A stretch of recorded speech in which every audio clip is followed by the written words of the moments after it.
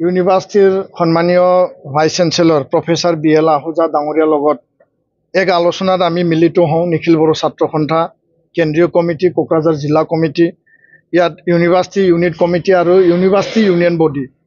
আৰু মূলতঃ আমাৰ এই আলোচনাত প্ৰাধান্য হিচাপে শিক্ষা আৰু শৈক্ষিক যি পৰিৱেশ আৰু যি ব্যৱস্থা ইয়াৰ ওপৰত আমি আলোচনা কৰোঁ।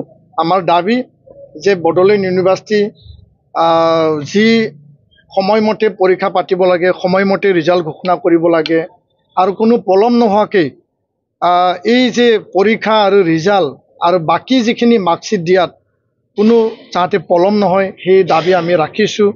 ইয়াত ৰিজাল্টৰ ক্ষেত্ৰত যাতে কোনো বেমেজালি নহয়, আগতে যিবিলাক ঘটনা পৰিঘটনা হৈ গ'ল সেই দাবী আমি ৰাখিলোঁ।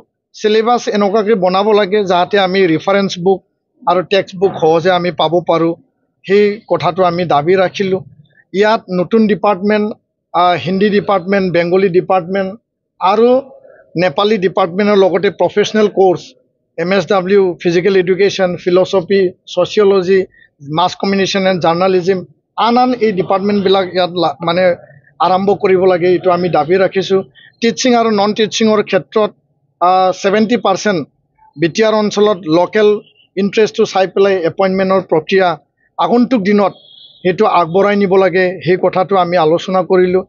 এপছু আৰু বড়োলেণ্ড বিশ্ববিদ্যালয় প্লেচমেণ্ট চেল যৌথভাৱে মিলি ইয়াতে চিভিল ছাৰ্ভিচ আৰু আদাৰ এলাইড কম্পিটিটিভ এক্সামৰ পাৰ্মানেণ্ট অৰিয়েণ্টেশ্যন কেম্পাছ আমি আৰম্ভ কৰিম 15 জুনৰ পিছত, সেই কথাটো আমি আলোচনা কৰিলোঁ।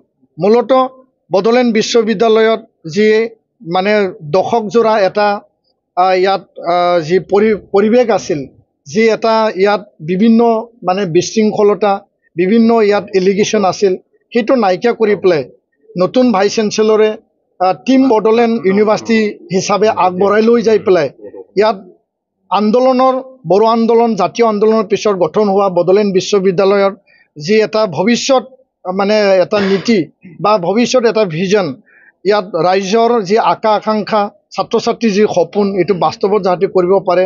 শ্বহীদৰ তেজৰ বিনিময়ত এই বিশ্ববিদ্যালয় হৈছিল আৰু সকলোৰে এটা আশা আছে পিছপৰা অঞ্চল আৰু নামনি অসমৰ একমাত্ৰ উচ্চ শিক্ষা অনুষ্ঠান, সেই গোটেই কথা নজৰ আৰু মনত ৰাখি পেলাই ভাইচ চেঞ্চেলৰ ডাঙৰীয়া বৰ্তমান যিগৰাকী দায়িত্ব পাইছে, নতুনকৈ তেওঁ জইন হৈছে, তেওঁৰ নেতৃত্বত বিশ্ববিদ্যালয় আগবাঢ়ি যাব লাগে, তাকে আমি কামনা কৰিছোঁ, দাবী জনাইছোঁ।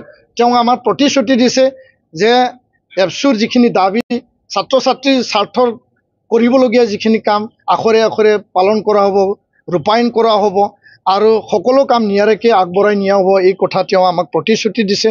সেই প্ৰতিশ্ৰুতি ভৱিষ্যতে কিমান সম্ভৱ বা সফল হয় আমি তাৰ কাৰণে আমি বাট চাম আৰু আগন্তুক দিনত বড়োলেণ্ড বিশ্ববিদ্যালয়ৰ স্বাৰ্থত যিকোনো আমি মাত মাতি যাম আৰু যিকোনো কথা আমি ইয়াৰ মানে ভাল চিন্তা কৰি পেলাই আগবাঢ়ি যাম আৰু সকলো দিশ ছাত্ৰ ছাত্ৰীৰ মংগলৰ কাৰণে আমি সদায় বড়োলেণ্ড বিশ্ববিদ্যালয়ৰ স্বাৰ্থত আমি কাম কৰি যাম, এই কথাকে আমি ব্যক্ত কৰিলোঁ। ধন্যবাদ।